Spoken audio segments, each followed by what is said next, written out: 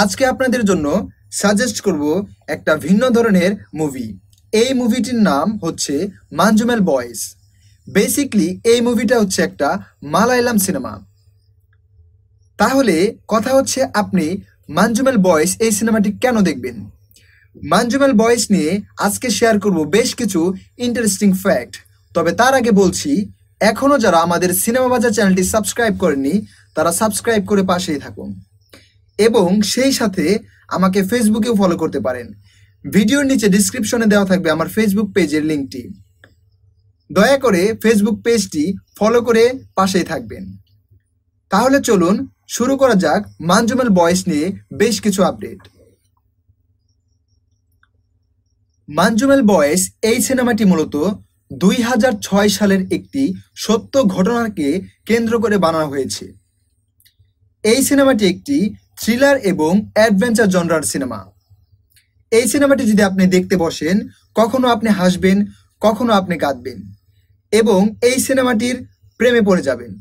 এই সিনেমাটিতে অসাধারণ কিছু দৃশ্য দেখানো হয়েছে যেটা আপনার মন কেড়ে নেবে। মাঞ্জুমেল বয়েস এই সিনেমাটি মাত্র 20 কোটি রুপিতে বানানো হয়েছে এবং আপনি শুনলে অবাক হয়ে যাবেন, একটি মালায়ালাম সিনেমা হিসেবে এটি প্রথম সিনেমা যেটা কিনা 200 কোটি রুপির আয় করে। বক্স অফিসে মালায়ালাম সিনেমা হিসেবে এটি প্রথম সিনেমা যেটা কিনা 200 কোটি রুপির গণ্ডি পার করে। তাহলে আপনি বুঝুন এই সিনেমাটি কিরকম হতে পারে এবং কতটুকু ভালো হলে একটি 20 কোটির সিনেমা 200 কোটিতে যেতে পারে। মাঞ্জুমেল বয়েস এই সিনেমাটির দৈর্ঘ্য হচ্ছে 2 ঘন্টা 15 মিনিট। মাঞ্জুমেল বয়েস এই সিনেমাটিতে আপনি সেরকম ভাবে কোনো মারদাঙ্গা ফাইট সিন দেখতে পারবেন না। এর কারণ এই সিনেমাটি একটি অ্যাডভেঞ্চার জনরার সিনেমা। এই সিনেমাটিতে বেশ কিছু দৃশ্য দেখানো হয়েছে যেটা দেখলে আপনি স্তব্ধ হয়ে যাবেন। সিনেমাটির গল্প শুরু হয় 11 জন বন্ধু মিলে একটি বিয়ের অনুষ্ঠানে যায়। সেখানে যাওয়ার পর তারা প্রচুর পরিমাণে ড্রিঙ্কস করে আনন্দ উল্লাস করে এবং মাঝপথে একটি গ্রুপের সাথে তাদের দ্বন্দ্ব শুরু হয়ে যায়। সেখানে তারা রশি টান খেলা দেয়। সেই খেলাতে মাঞ্জুমেল বয়েস হেরে যায়। ধীরে ধীরে এই মাঞ্জুমেল বয়েস সিনেমাটির কাহিনী এগোতে থাকে। একটা সময় মাঞ্জুমেল বয়েস সিদ্ধান্ত নেয় তারা একটি ভ্যাকেশন ট্রিপে যাবে। কথা মতো তারা বেশ কিছুদিন পর একটি ভ্যাকেশন ট্রিপে রওনা হয়ে যায়। তারা তামিলনাড়ুর একটি পপুলার জায়গা গুনা কেভ নামের একটি জায়গা দেখার উদ্দেশ্যে রওনা হয়ে যায়। গুনা কেভ পর্যটকদের জন্য একটি সুন্দর এবং মনোরম পরিবেশের জায়গা, কিন্তু সেখানে বেশ কিছু জায়গায় ফরেস্ট ডিপার্টমেন্ট সিলগালা করে রেখেছে। এর কারণ বেশ কিছু জায়গা ঝুঁকিপূর্ণ অবস্থায় রয়েছে, যাতে মানুষ সেখানে না যেতে পারে ফরেস্ট ডিপার্টমেন্ট সেই জায়গাগুলোকে সিলগালা করে রাখে। মাঞ্জুমেল বয়েস ফরেস্ট ডিপার্টমেন্টের চোখ ফাঁকি দিয়ে সেই জায়গায় ঢুকে পড়ে এবং সেখানে গিয়ে তারা পাথরের গায়ে তাদের নাম লিখে রাখে মাঞ্জুমেল বয়েস এবং সবাই মিলে সেখানে সেলফি তোলে।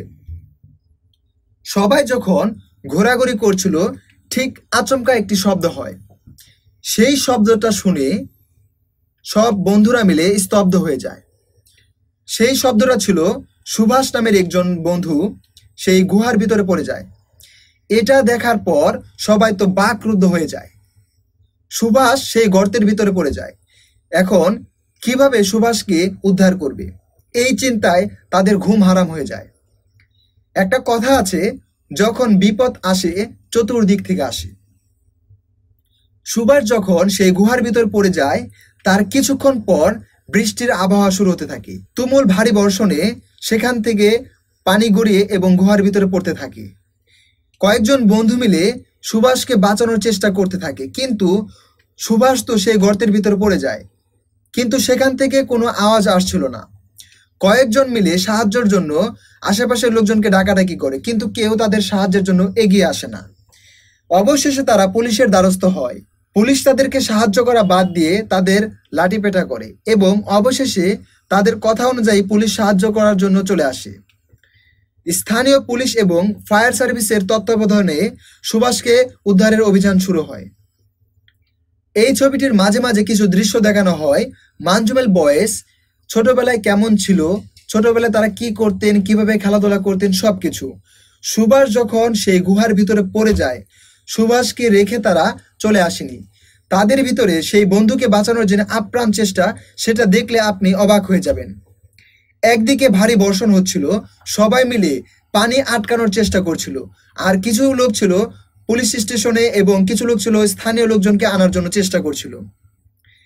ছবিটিতে বেশ কিছু দৃশ্য যে দেখানো হয়েছে, যা আপনি দেখলে চোখ দিয়ে শুধু পানি গড়িয়ে পড়বে।